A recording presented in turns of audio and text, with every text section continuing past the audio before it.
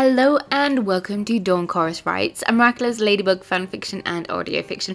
This is a special one, a Miraculous Nightmare Before Christmas crossover.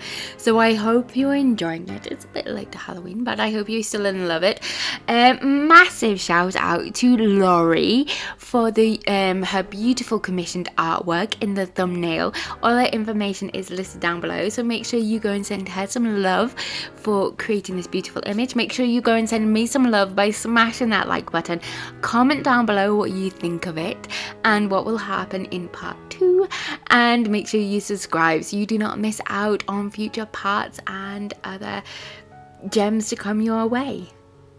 Trapped in a Nightmare. Enjoy.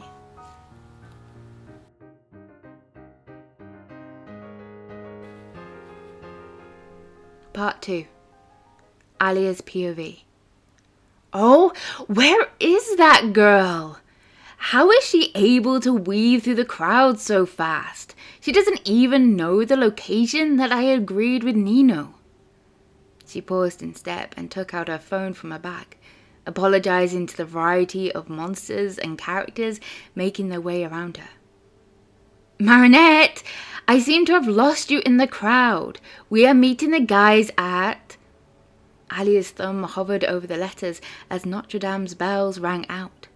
But that wasn't what made her stop. In one split second, 90% of the square came to a standstill all at once. She took this opportunity to glance at the back of the heads in front of her for a sign of Marinette's. It was a given that her best friend was smaller than most, making the task difficult in a moving crowd, but this time her hair seemed to stand out from the rest. Marinette! Wait there! I see... The words got stuck in her throat as a black light. It was hard to explain. It was strange to see, but nonetheless, all she could do was describe it as a black light emerging from the crowd of frozen people. She had witnessed Ladybug's red light. As Rena, she had been orange, and when people were akumatized, there was a purple light. But she had never seen a black light. Even the concept of such a light was hard to imagine. And yet, there was no denying what she was seeing, as it was also happening to her best friend. To Ladybug. A gush of panic coursed through her. Nothing could happen to Ladybug, not at the moment when there was no way to help with another Miraculous, when she didn't even have tricks. Instead, she would have to rely on her other abilities, on her journalism mind to solve what was happening to everyone around her. Wait, why wasn't it happening to her too? She surveyed the faces of the nearby people to see if there were others like her unaffected by this sudden event. But the more she studied their appearance, the more their fancy dress outfits became all too real. Like how the print on the image of bandages of a nearby mummy transformed into real strips of cloth. Or how a green goblin plastic mask morphed onto their face. No, this was too weird, even during the time of Monarch. Wait, was this a Masakuma hit? But then again, why not her? As the bell tolled for the third time, she stared back to where Marinette had been standing. But it was no longer Marinette. Even from her distance she could tell. Like the mummy, the printed-on image of the costume had somehow transformed into actual person? Creature. No, that would mean her bestie was now Sally? But how? Oh no, that means Ladybug is now Sally. But what about Tiki and her Miraculous? And without Ladybug, how could she ever defeat whatever was happening? Marinette! Sally? Alya tried to call through the crowd that was starting to move again, but her with them. Her voice carried across the growing noises, weird moans and gruff sounds like the creatures were waking up. "Sally, it's Alya!" Her voice seemed to attract everyone but the person she was hoping for. Various shaped and glowing eyes all seemed to land on her, and she wasn't happy with the expression they were giving her. A twisted knot of fear began to form in her stomach. She was alone. She had no form of defense, and even if these were originally people, at the moment they were creatures who could harm. But the thought of backing away and leaving Marinette, Sally, alone caused her not to tighten. She was in that situation the flight crew or emergency services warned you about. You have to save yourself first before you are able to save others. She hated the thought, but they were right. For the time, Sally seemed safe. Well, safer than she was at this present moment anyhow. No, she needed to back up, figure out what was happening, and she needs Nino. Adrian? Her other friends. Maybe they were safe from whatever was happening. Alya took a step backwards, eyes not leaving the monster who had suddenly stepped out in front of her and staring back. Slowly, she edged backwards through the crowd, not making a single sound. As she stepped, so did this monster whose eyes weren't leaving hers. To everyone except Nino and Marinette, they saw a brave, fearless woman ready to tackle anything. Well, she did stand in front of a few Akuma villains and threaten them, but this time, she hated to admit it, but her bravery was waving. Just a few more steps and then she could run to the nearest alley and breathe. To the side of her, a sudden surge of movement caused her to stumble on her feet and let out a yelp. Slamming her hands across her mouth didn't stop the surrounding creatures to turn and face her, drawing closer. She had ran out of time. Counting down from 3 in her head, she would spin round and force her way through the remaining crowd. As she was about to think 1, the monster in front of her spun round, reaching out their arms, guarded her from other approaching creatures. No, there was no time to process what was happening right now. This was her opportunity. 1. In a single movement, she pushed off from her legs and formed a V shape with her arms. She darted through the last handful of creatures and up the steps, aiming for the main street. Not stopping, her legs continued to carry her past the regular dressed-up people who were starting to realize that something was happening in the Trocadero Gardens. She dashed around the cars which were coming to an abrupt halt in the road and weaved past the drivers as they ran for cover. She didn't look back, resisting the questions forming inside her mind. Safety first. Dashing down one of the side streets, Alya quickly turned right onto the narrow alleys she and Ladybug had used to transform in. With her lungs about to explode, she leant back against the brick wall as her legs buckled underneath her. Taking a long inhale, she held it and then slowly released it, repeating the technique 3 times as she held her phone out in front, ready to press Nino's number. "Babe!" he said before she was able to make a sound. "Are you alright?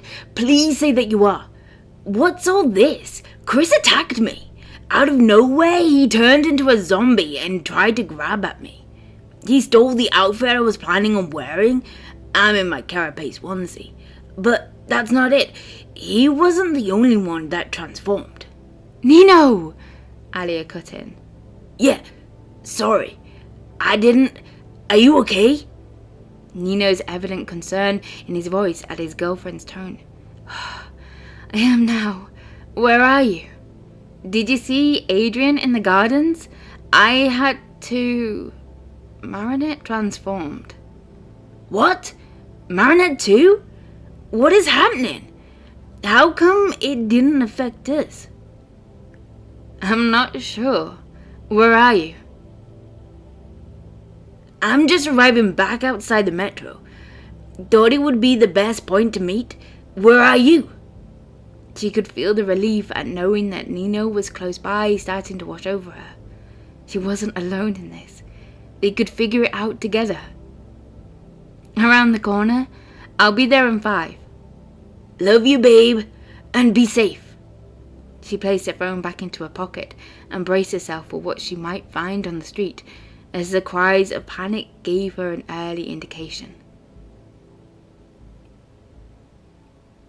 Jack's POV.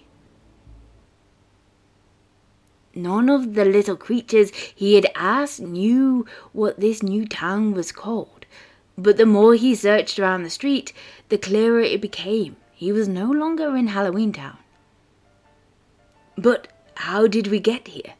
And how do we get back? Jack pondered, staring at the vast river, noticing the glittering lights reflected in the water. What's this? A strange-looking tower. Tall enough to see the whole town from, I am sure. And what would be the use of climbing that? I'm certain the shop we had passed with the pale, frightened monsters would be more helpful. Blag, do you not see? From that height, I could see how big this world is, and if there is a great big exit sign. Coming from you, my little friend, who only thinks of his stomach. Well, we still have to eat in this strange land. Who knows how long we'll be here for?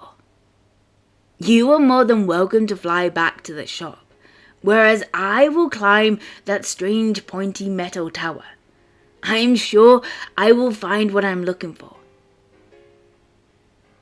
Jack stood up straight and with determination, leapt back onto the street, making his way across the bridge. Hold up! I didn't say I wouldn't come, Plag grumbled, zooming after his friend. Jack stood underneath the structure and stared up at the pattern made by the metal poles. It was a strange beautiful, how they shot across each other in a crisscross design, and how he would have to climb up it to reach the top. Using his long legs, he leapt from one metal post to another, watching the town around him become smaller. He was nearly at the top of the tower when he noticed something red glowing, hovering in the sky. What is this? Am I not alone here? He jumped a couple more poles before calling out, Hello, is there another creature up here? Jack, is that you? A familiar voice called out as the glowing red creature shifted to the side, and then another appeared over the edge. Sally? He called out with joy in his tone and a smile on his face. Jack, is that really you? In 3 jumps, he landed on the top platform with his arms held out in a pose of delight. I'm so glad to see you here. Well, not glad. Not that I wanted you to be transported to this strange land like me, but for all the people I know, I'm glad that it was you that I found. If his skeleton could blush, Jack's head would have resembled a beetroot instead of a skull, as he rubbed his bony hand against the back of his neck. I know what you mean, Jack. I'm glad to have found a friend in this confusing place. Please, take a seat. A warm smile caused a flutter in his chest. What's this? A new feeling that I have? Do you know where we are, Jack? Or how we managed to get here? How we get back? I'm sure if anyone could work it out, it would be you, Jack. The fluttering became stronger. He found it difficult to breathe, his head struggling to think clearly. What is this? The stars seemed to brighten and twinkle around his friend, around Sally, as she smiled softly at him. Well, I haven't... The words caught in his throat. Funny Bones here hasn't worked that out yet. Plag zoomed out in front. Plag? A look of confusion shifted across Sally's face for a split second and then disappeared back into the smile. Oh, it's nice to see you again, Plag. What do you mean you haven't figured it out, Stinky Sock? Tiki moved around Sally and stopped in front of her other half. Tiki? A sharp pain burst through his mind, along with a flash of a weird image. A memory? Another creature that was red and covered in black spots. But as quickly as it happened, it was gone again. Jack shrugged it off. It must have been a monster he had seen down below. It doesn't concern him. Not in this present moment. He was here with Sally. He pushed the feeling away with a light chuckle. I need to remember that nickname for him, Tiki. And use it every time he calls me Funny Bones. Jack crouched down next to Sally. Is that right, Jack? Are you not sure what this place is? I thought I might find an answer if I climbed this tower. And here I find you, Sally. Together, we will figure it out. Just you wait and see. It will be us against this curious world. Together? I like that. Together we will figure out how to get home. Sally's hand landed on his and gave it a gentle tap. Jack stared at the gesture. His insides felt warm and gooey. What is this that I'm feeling?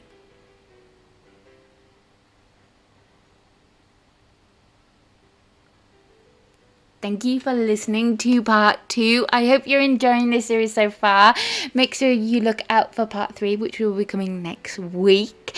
Make sure you smash that like button. Comment down below what you think of it and what will happen in the next part. And make sure you subscribe so you do not miss out on this series and other new series that are happening at the moment and other one-shots to come. And I hope you're good, and I'll speak to you soon. Bye.